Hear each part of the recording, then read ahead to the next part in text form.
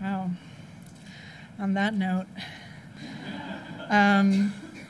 so I have two texts here.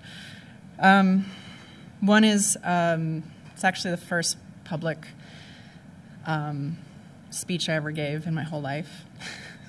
It comes from 2008. It's the first public speech by Wage as a group. It's an organization that I co-founded in 2008.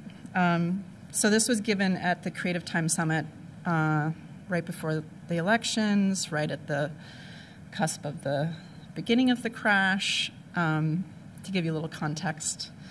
And I wanted to read it here mostly because I think while Wage has been spoken over and over again in the extended art community, sometimes I think it doesn't actually make it into the art school space, and there's a lot, so much that happens once you enter the real art market, art world, art sphere to speak to. So this is a practical text that asks for evolution within the system, and then it will be followed by a utopian text from a member of the Art Workers Coalition, Lee Lozano, which is a utopian text for revolution. So let me start.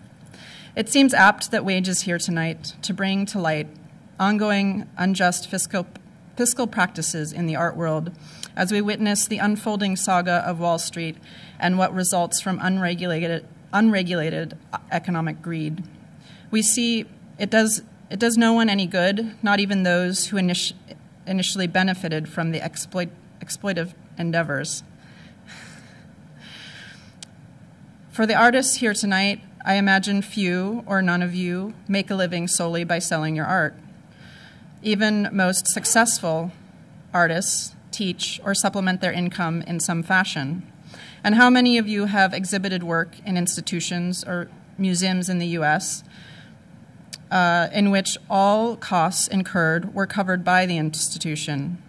I'm talking about travel expenses, if any, and all exhibition and institution costs covered, and received an artist fee for the hours you spent consulting with the institution, the emailing, the preparing works for exhibition, and a lecture if you lectured, and a fee for a lecture if you lectured, and a reproduction fee for the use of your image in advertising materials. Does this list sound absurd? What is absurd is to exclude artists from the payment of their labor, the reproduction and the exhibition of their work, within an economy where it is socially acknowledged that payment is granted for services rendered. It's not absurd because there are many examples of artist fees being covered in their entirety in many other countries. Possibly you're thinking, they must be socialist, or they have more government funding than our private nonprofit institutions do. Those things may be true, and it may explain why they have adopted more humane relationship towards artists than what we experience here. But it's not an excuse for not changing things here. Possibly this is a socialist request, but if capitalism is your bag, I can't think of anything more capitalist than getting paid for your labor, for your copyrights, for institutions to reciprocate in contributing to the economies they thrive off of and would not exist without. And artists are capitalists. Artists are engaged in continually supporting many economies, MFA programs, additional real estate via studios, and numerous production and material costs, to name a few. And the wonderful thing about artists is that we're just bad capitalists, because we'll spend the money on our practice regardless of the financial return. So let there be a new age of transparency, artist to artist, artist to institution, and institution to institution. Do not be deceived by the claim we don't have money. The United States is home to many of the wealthiest institutions in the world. U.S. institutions simply, flat out, exclude the artist fee in their annual budgets. And why do they exclude? Because they can. As artists, we let them get away with it. Apparently, we must maintain the ethos of suffering for our art. As artists, we have made an unspoken collective agreement to work in exchange for the ever-elusive sugar daddy known as exposure. Today, we make a public and collective statement that we cannot and will not live off exposure in exchange for our labors. The art market has undergone massive economic expansion over the past decades. It is no longer an exclusive and intimate number of collectors, it's international. It's an expansive web of artists, curators, writers, critics, collectors, art schools, galleries, biennials, art fairs, nonprofit art spaces, museums, and institutions. But I'd like to speak locally for a moment, given that NYC is one of, if not the cultural capital of the world. Making a change here will inevitably affect the larger picture. In New York, the production of art is essential to the economy as a whole, but also to the heart and soul of the city. What is New York City without the cultural history that artists have brought to it? Why is it that all of us live here, we're drawn to move here? Why do we love it, even when it becomes an increasingly frustrating place to survive? For me personally, I had an impulse to join and be immersed in the legacy of the proliferation of culture that occurs here. New York, without artists and the arts, begins to look a lot like a grim, overpriced shopping mall. And I would argue that the well-being and ability of artists to survive in this great city is in crisis.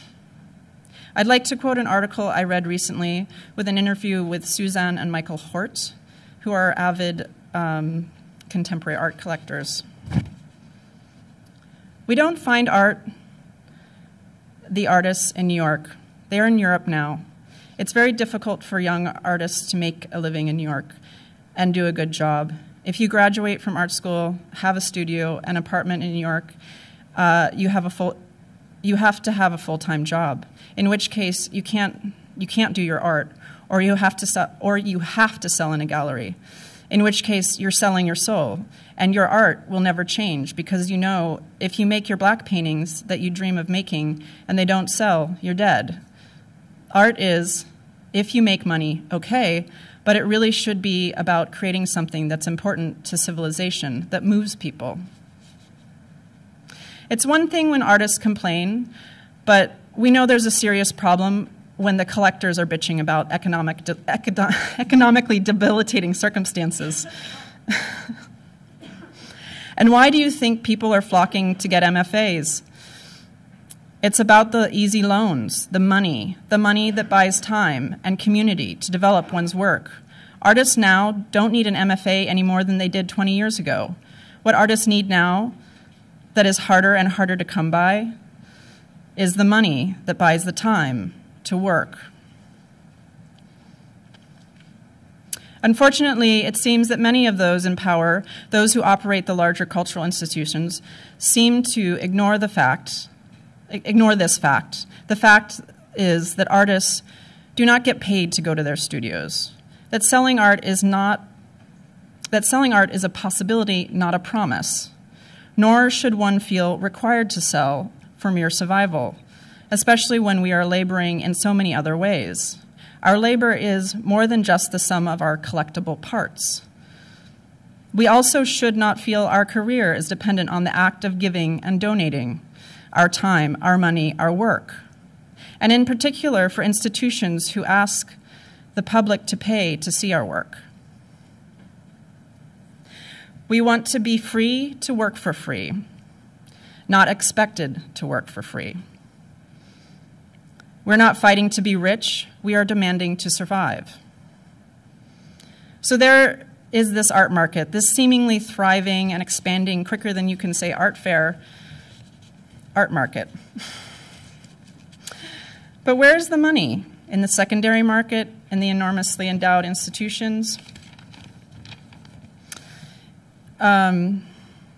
It's in many places that thrive off our product but give little in return.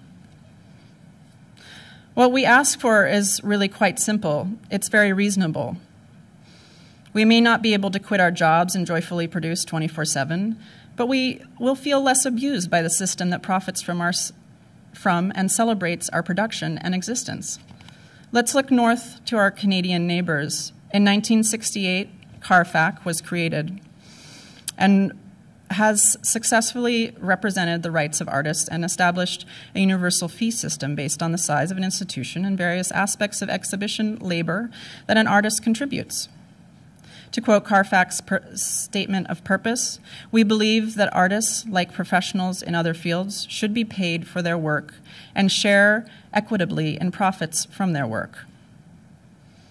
The first CARFAC fee schedule was met with great disbelief and hostility. Some galleries supported artists' rights and began paying fees, but there were many who refused. As we all know, change never comes easy. As a result, CARFAC announced that its members would boycott all non-fee-paying institutions. And what happened? More began paying fees.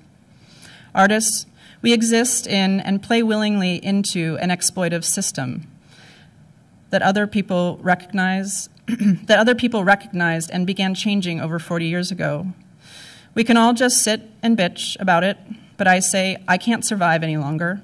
You can't survive any longer by being complacent. We are here today to begin to gather momentum, to gather you, to create collective agency, and to provide us with what we need and deserve. Thank you. So I'm going to follow this with a beautiful, short, sweet text by Lee Lozano that speaks to the larger heart of the problem. For me, there is no art revolution that is separate from a science revolution, a political revolution, an education revolution, a drug revolution, a sex revolution, or a personal revolution. I cannot consider a program of museum reforms without equal attention to gallery reforms and art magazine reforms, which would aim to eliminate stables of artists and writers. I will not call myself an art worker, but rather an art dreamer, and I will participate only in a total revolution simultaneously personal and public.